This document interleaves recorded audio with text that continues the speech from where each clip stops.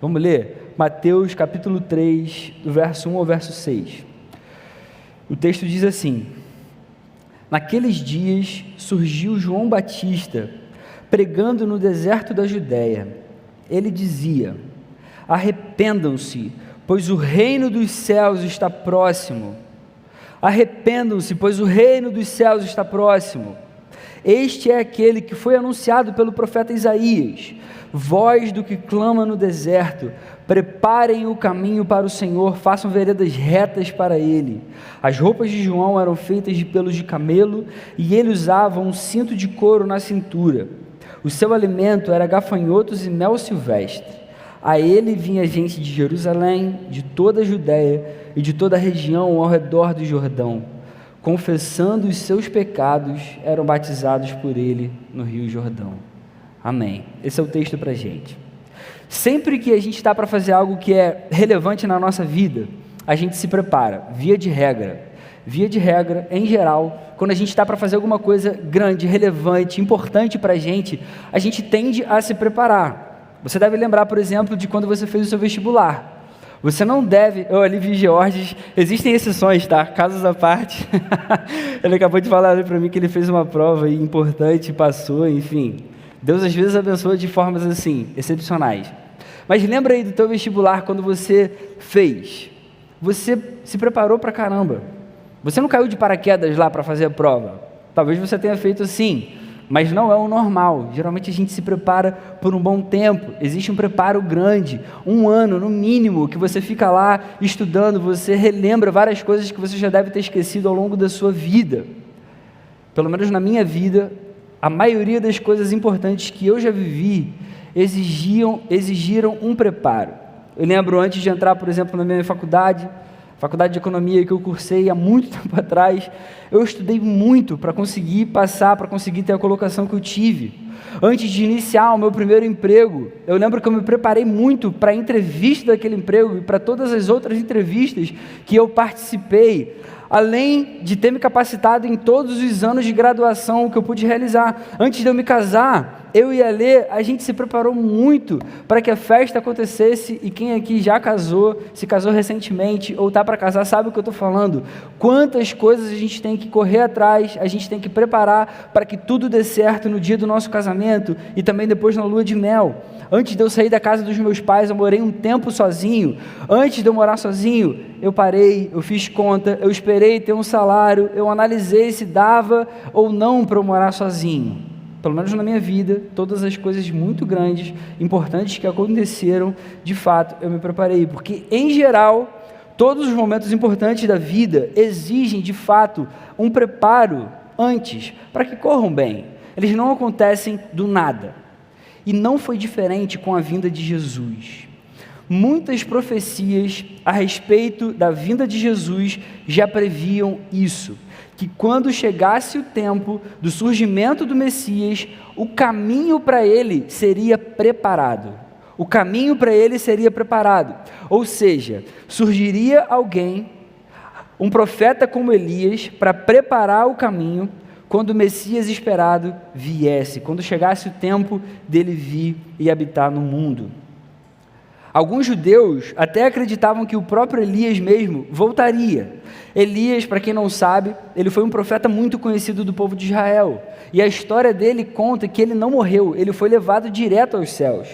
Vieram carruagens de anjos e levaram esse profeta, que foi muito notável mesmo no meio do povo. Por isso, muitos judeus faziam uma interpretação errada da profecia lá de Malaquias, que apontava para a vinda de Elias antes de Jesus, para preparar o caminho. Como ele não morreu, como ele foi levado aos céus, durante muito tempo os judeus achavam que o próprio Elias de fato em algum momento voltaria, e ele seria quem prepararia o caminho para o Senhor. E essa profecia está lá em Malaquias, capítulo 3, verso 1, que diz assim, se você está com a sua Bíblia, abre aí comigo, porque é muito legal você acompanhar junto esses textos, para a gente entender várias coisas legais a respeito da palavra.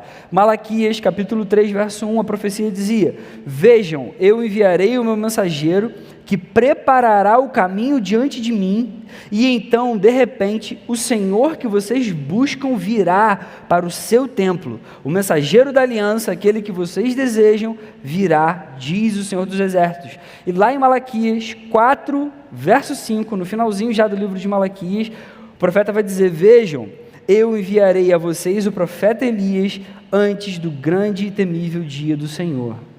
Muitos judeus achavam que era Elias de fato que voltaria, mas o que a gente vai perceber, lendo os evangelhos e até mesmo com a explicação do próprio Jesus, é que esse Elias, na verdade, era uma tipologia para João Batista. João Batista que seria esse Elias que viria. Jesus, quando fala a respeito de João Batista lá em Mateus, mais para frente, a gente leu hoje o início aqui de Mateus, capítulo 3, lá no capítulo 11 de Mateus, o próprio Jesus falando de João Batista. Mateus 11, versos 7 ao 10, Jesus vai dizer: enquanto saíam os discípulos de João, Jesus começou a falar à multidão a respeito de João Batista. O que vocês foram ver no deserto? Um caniço agitado pelo vento? Ou o que foram ver? Um homem vestido de roupas finas? Ora, os que usam roupas finas estão nos palácios reais. Afinal, o que vocês foram ver? Um profeta? Sim, eu lhes digo, e mais que profeta. Este, João Batista, é aquele a respeito de quem está escrito: enviarei o meu mensageiro à tua frente, ele preparará o teu caminho diante de ti. Jesus faz menção exatamente a essa profecia de Malaquias 3, verso 1. E continuando nos versos 13 e 14 de Mateus 11, Jesus vai dizer de uma forma muito clara para não deixar dúvida: pois todos os profetas e a lei profetizaram até João, e se vocês quiserem aceitar, este é o Elias que havia de vir. Jesus deixou claro. Por isso que Lucas, quando vai escrever o Evangelho, no início do Evangelho escrito por ele, ele vai relacionar as características de João às mesmas características de Elias, para linkar essas coisas. Então ele vai relatar um acontecimento milagroso que acontece antes de João Batista nascer, em que aparece um anjo para Zacarias, que era o pai de João Batista, e ele vai falar a respeito do filho que Zacarias teria, que é João Batista. Isso você encontra em Lucas capítulo 1, versos 14, 15, 16 e 17. Aí o anjo vai falar para Zacarias que esse filho que ele vai ter vai ser um motivo de prazer e alegria, ele vai ser grande aos olhos do Senhor, ele vai ser cheio do Espírito Santo, ele vai dizer que esse filho fará muitos retornarem ao Senhor. E olha no verso 17 do capítulo 1 de Lucas agora, o anjo falando para Zacarias: e irá adiante do Senhor no espírito e no poder de Elias, para fazer voltar o coração dos pais a seus filhos e os desobedientes à sabedoria dos justos, para deixar um povo preparado para o Senhor. O próprio anjo fala para Zacarias que é quem teria João Batista. E logo depois de João Batista ter morrido, decapitado por Herodes, o próprio Jesus vai dizer sobre ele, sobre João Batista. Vocês lembram daquele episódio da transfiguração? Quando Jesus é transfigurado, ele leva Pedro, Tiago e João para o alto de um monte, é transfigurado, ele é visto em todo o seu esplendor, em toda a sua glória, e quem aparece lá? Moisés e Elias. E obviamente, os evangelhos não tinham sido escritos ainda, os discípulos não entendiam nada ainda. Quando eles voltam dessa transfiguração, eles perguntam a Jesus: mas Elias não tinha que vir?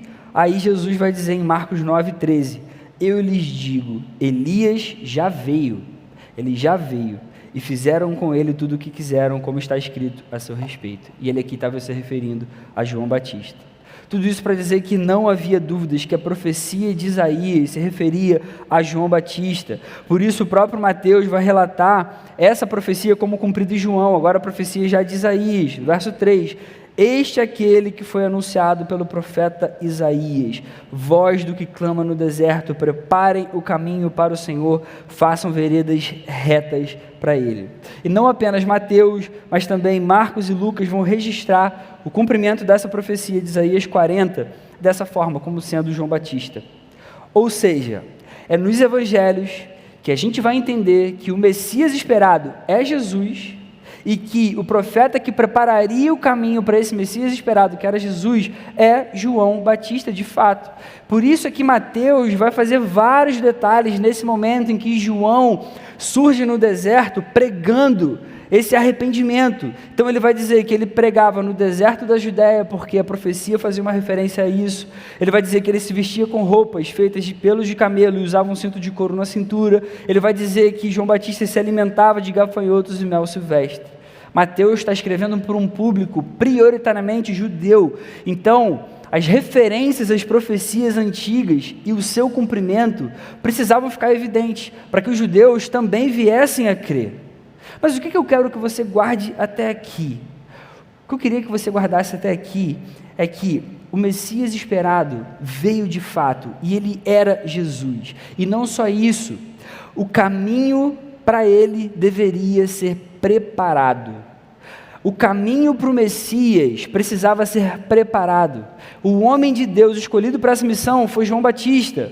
Por isso que tudo o que tinha sido dito a respeito de alguém que prepararia o caminho para o Messias foi cumprido em João. E qual é o ponto aqui? Como eu comecei falando aqui essa noite, assim como em geral todos os momentos importantes da vida exigem um preparo antes para que corram bem, eles não acontecem do nada, com a vinda do Rei do Universo, com a vinda do Criador do mundo, do Deus soberano que se importa com os seus eleitos, também foi assim.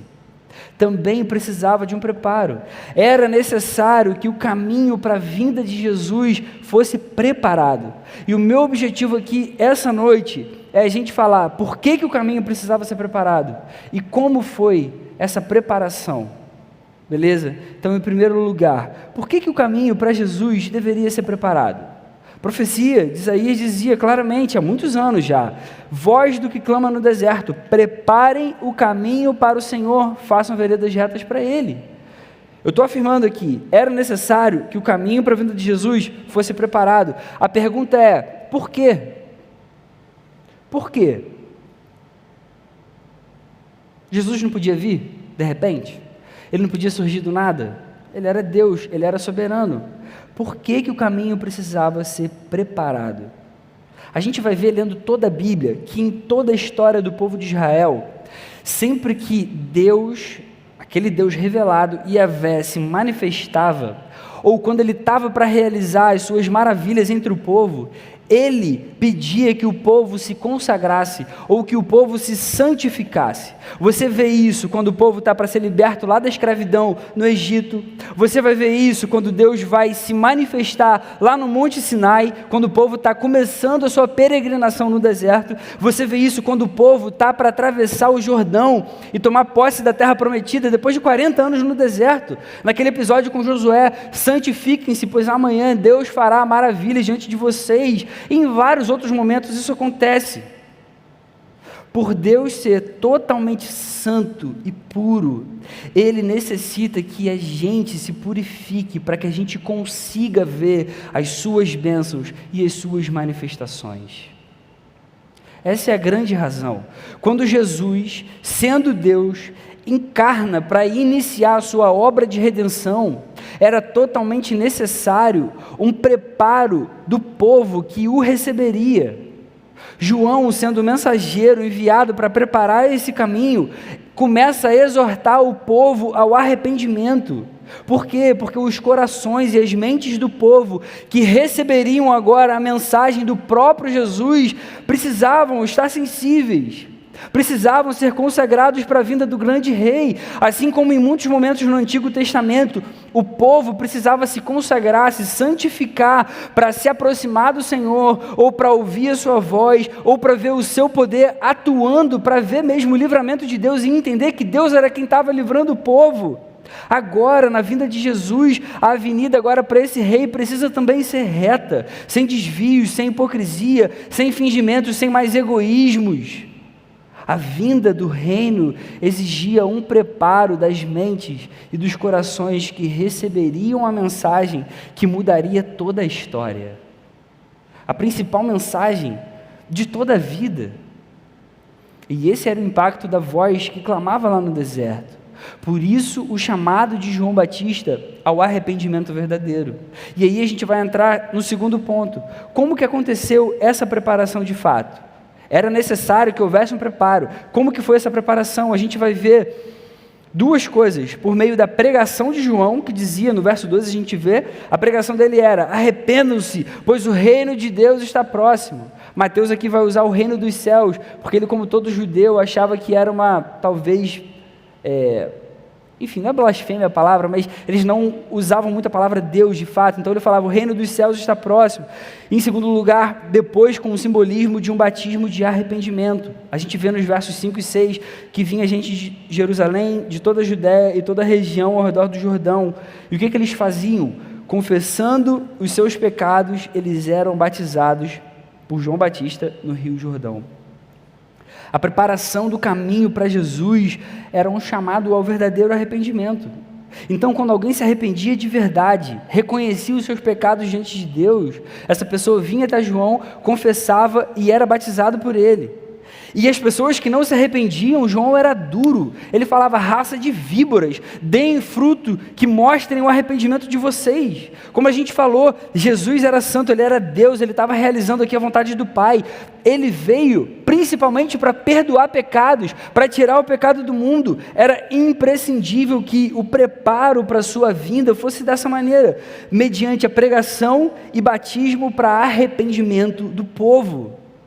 E as pessoas que se arrependiam eram batizadas por João como um símbolo daquilo que havia acabado de acontecer. Elas se arrependiam e o batismo era como um símbolo desse arrependimento. E aí, um parênteses aqui: esse batismo não é igual ao batismo que depois a gente vai ver os discípulos de Jesus fazendo lá no livro de Atos, quando as pessoas se convertiam. Não é aquele batismo que Jesus fala para que quando as pessoas de fato viessem a crer, deveriam ser batizadas em nome do Pai, do Filho e do Espírito Santo. Jesus aqui estava ainda... Não é nem no início do seu ministério, nem tinha começado, ele ainda seria batizado por João Batista. Então esse batismo era só um simbolismo da renúncia de fato daquelas pessoas ao pecado que elas estavam confessando ali para esse profeta conhecido diante do povo. O povo considerava João um profeta, então as pessoas iam até ele, confessavam e eram batizadas como um símbolo de que de fato estavam arrependidas. E é muito legal que a gente vai ver que Jesus vai chancelar isso aqui, esse comportamento de João. O próprio Jesus vai ser batizado. É óbvio que Jesus nunca pecou, ele não precisava de um batismo de arrependimento. Só que ele estava nesse momento em estado de humilhação. Ele encarnou, ele se fez homem para iniciar agora o seu ministério, para iniciar a redenção dos seus eleitos. Então o nosso Senhor, o nosso Salvador, ele considerou conveniente para cumprir toda a justiça de Deus, mostrar a sua disposição em cumprir com todos os preceitos justos de Deus, e ele então se coloca diante de João e é batizado. E quando ele vai diante de João, João fala: não, eu não sou digno nem de tirar suas sandálias, desamarrar suas sandálias, como que eu vou te batizar? Mas Jesus fala: não, me batiza. E aí é maravilhoso que depois do seu batismo, o Pai envia um sinal que ficaria evidente que Jesus tinha sido sim enviado, quando o Espírito Santo pousa sobre ele em forma de pomba, e o próprio Pai faz a sua voz ser ouvida, dizendo: esse é o meu Filho amado. Diante disso, quero que a gente entenda aqui essa noite que nós preparamos o nosso coração para ouvir a voz de Deus, nós preparamos o nosso coração para nos aproximarmos mais de Deus, para estarmos mais sensíveis à vontade de Deus nas nossas vidas, para estarmos mais quebrantados diante de Deus, para agradarmos o coração de Deus, confessando os nossos pecados e nos arrependendo. Para que a gente se prepare para ouvir mais a voz de Deus, para que a gente se prepare para entender aquilo que Ele quer para a gente, para que o nosso coração esteja mais sensível, a gente faz isso também confessando os nossos pecados e nos arrependendo. Essa é a forma de preparar o coração corretamente, é a gente reconhecer aonde a gente tem falhado e pedir perdão.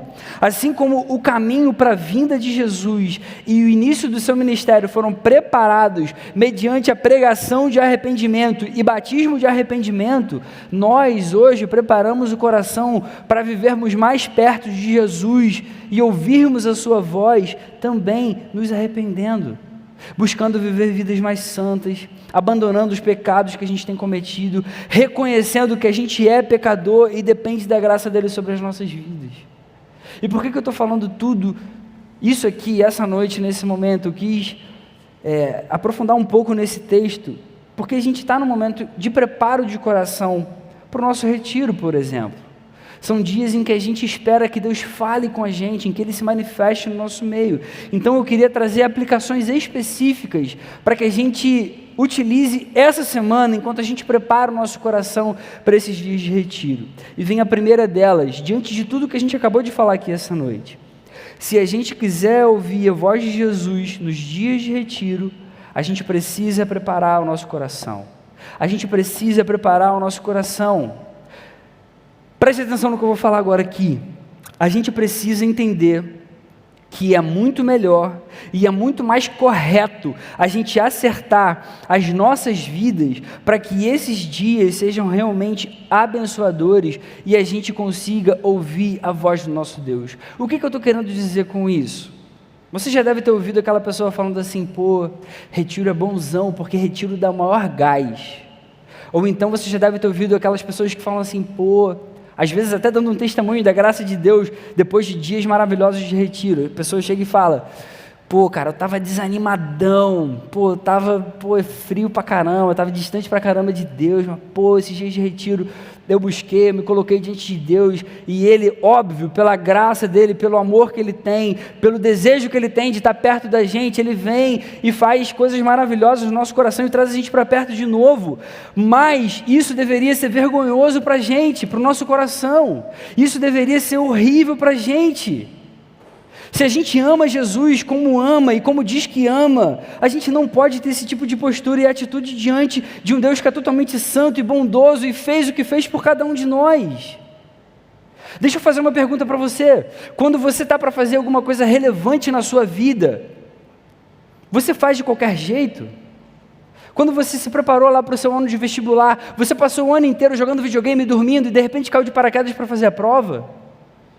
Quando você se casou, você decidiu tudo do seu casamento na semana do casamento? Deixa eu fazer de qualquer jeito aqui. Estou desanimadão para o meu casamento, então vou fazer, vai que eu dou um gás lá quando eu me casar.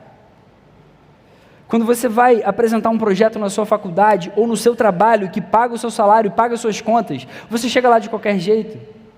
Você chega na frente lá dos seus diretores, dos seus gerentes, das pessoas lá e fala assim, estou desanimadão, deixa eu apresentar essa parada aqui de qualquer jeito. Por que a gente tem então essa tendência que é vergonhosa e desonrosa quando a gente está para ter momentos tão especiais e abençoadores com o nosso Deus?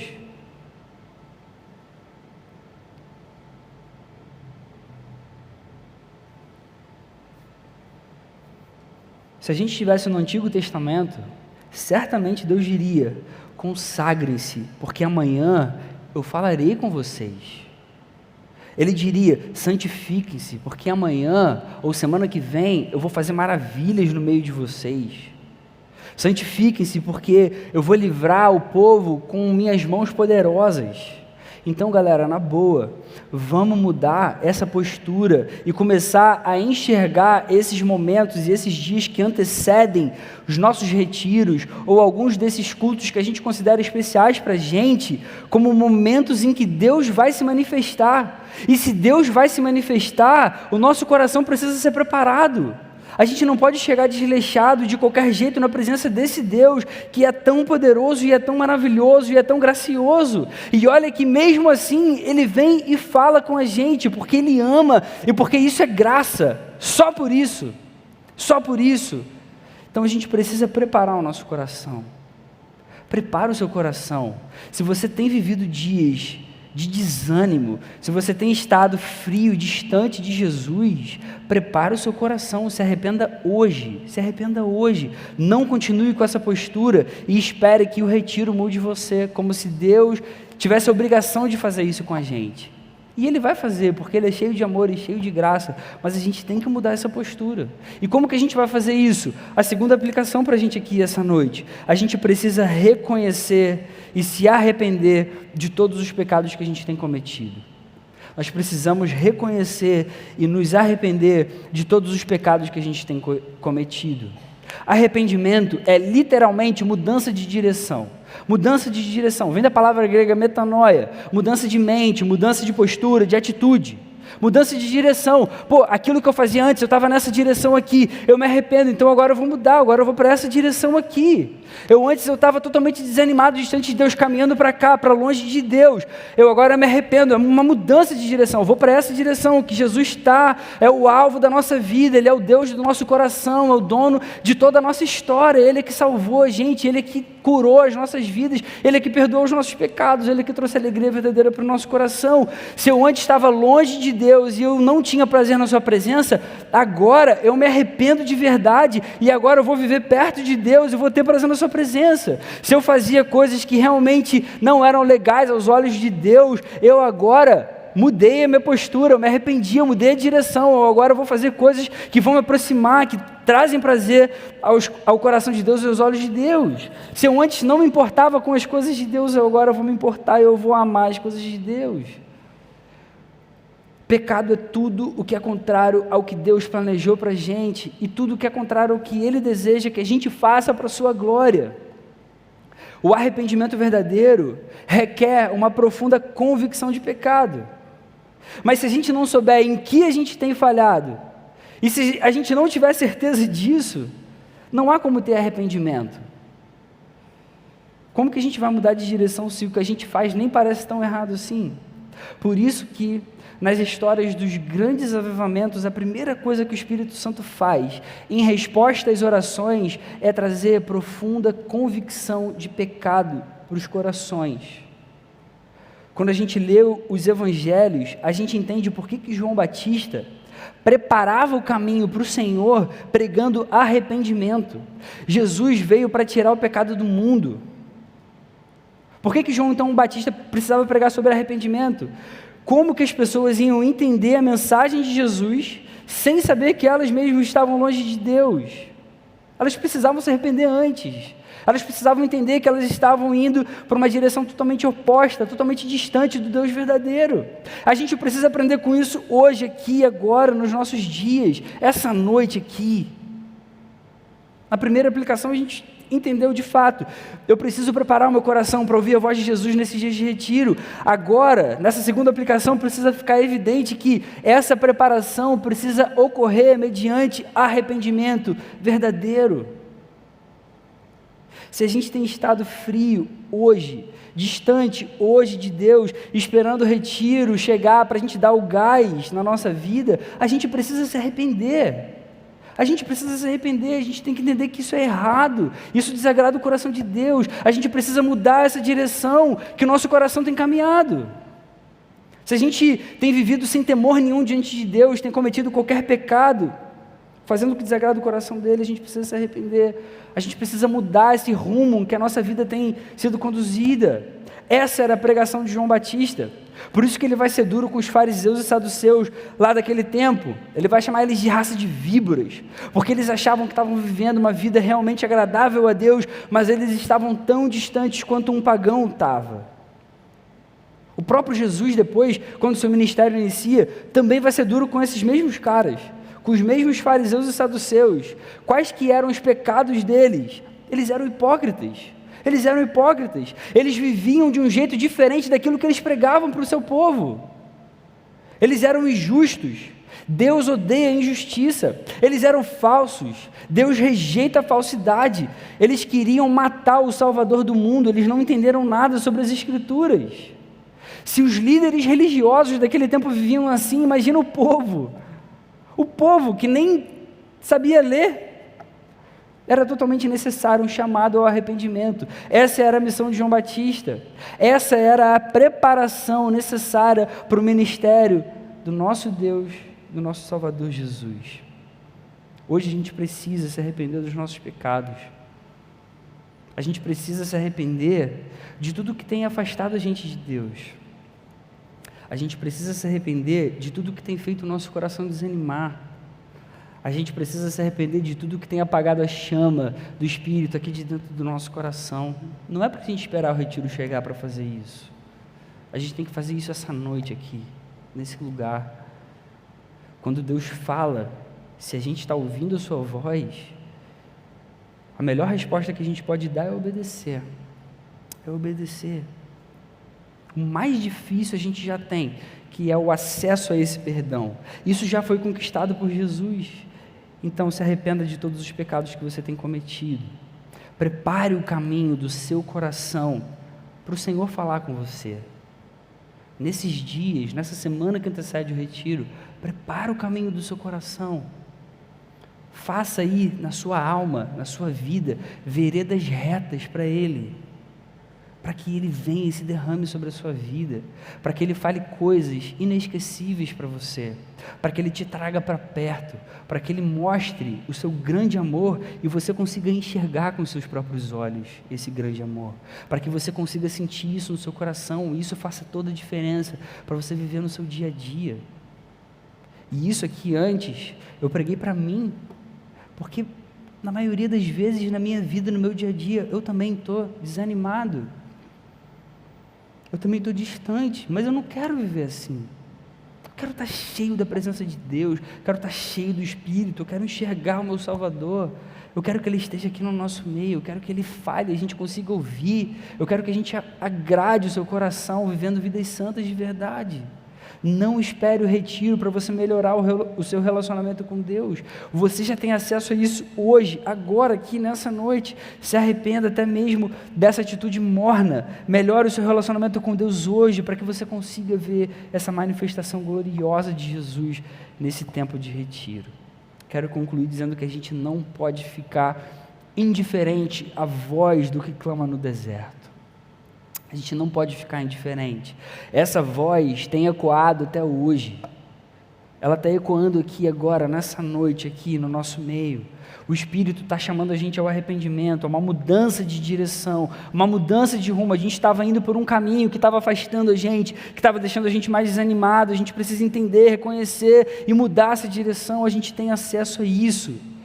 Se a sua vida tem seguido para lugares que você não deveria estar, se a sua vida tem seguido por lugares onde você não gostaria de estar, onde você não poderia estar, Jesus está de braços abertos aqui para te perdoar e te receber de volta, e Ele quer fazer isso essa noite. A gente só precisa se arrepender, a gente só precisa se arrepender de verdade. Então a gente precisa preparar mesmo o nosso caminho para o nosso Salvador dessa forma. Vamos fazer assim, em nome de Jesus. Senhor, obrigado pela Tua palavra, Deus. Obrigado porque você tem falado aos nossos corações nesse lugar. Obrigado porque o Seu amor por nós é incompreensível, Deus. Obrigado porque Ele é infinito. A Sua graça é infinita por cada um de nós, o Seu perdão e o Seu amor. Obrigado por esse cuidado mesmo, porque você sempre fala com a gente, Senhor, quando a gente mais precisa. Senhor, nesse momento, nessa noite, traz a gente para perto mais uma vez, Deus. A gente precisa Te ouvir, a gente quer Te ouvir. Ajuda a gente a se arrepender de tudo que tem afastado a gente da Tua presença. Limpa completamente o nosso coração, Senhor. Purifica completamente o nosso coração e todos os nossos desejos e todos os nossos pensamentos e tudo aquilo que tem afastado a gente da Tua presença, Senhor. A gente sabe que você é um Deus totalmente puro e santo. A gente nunca seria digno de chegar perto do Senhor, nem de olhar para o Senhor. Mas Jesus, você deu a sua vida naquela cruz para que isso fosse possível, para que o nosso relacionamento com o Deus do universo fosse possível e fosse real, e a gente quer se apropriar disso nessa noite, nesse momento, Senhor. A gente se arrepende dos nossos pecados, de tudo aquilo que tem afastado a gente do Senhor. O que a gente mais quer é Te abraçar, Jesus. O que a gente mais quer é ver você nesse lugar. O que a gente mais quer é ouvir a Sua voz. A gente quer, Senhor, se ajoelhar na Tua presença e bendizer o Seu nome, Senhor. A gente quer reconhecer que você é o nosso Deus e é o nosso Salvador e é o Deus que a gente quer viver enquanto a gente viver nesse mundo, Senhor, caído, Senhor. Transforma a nossa vida e o nosso coração, Senhor. Traz avivamento verdadeiro para a gente, traz convicção de pecado, Senhor, e glorifica o Teu nome, Deus, glorifica o Teu nome nesse lugar, no nome de Jesus. Amém, Senhor, amém.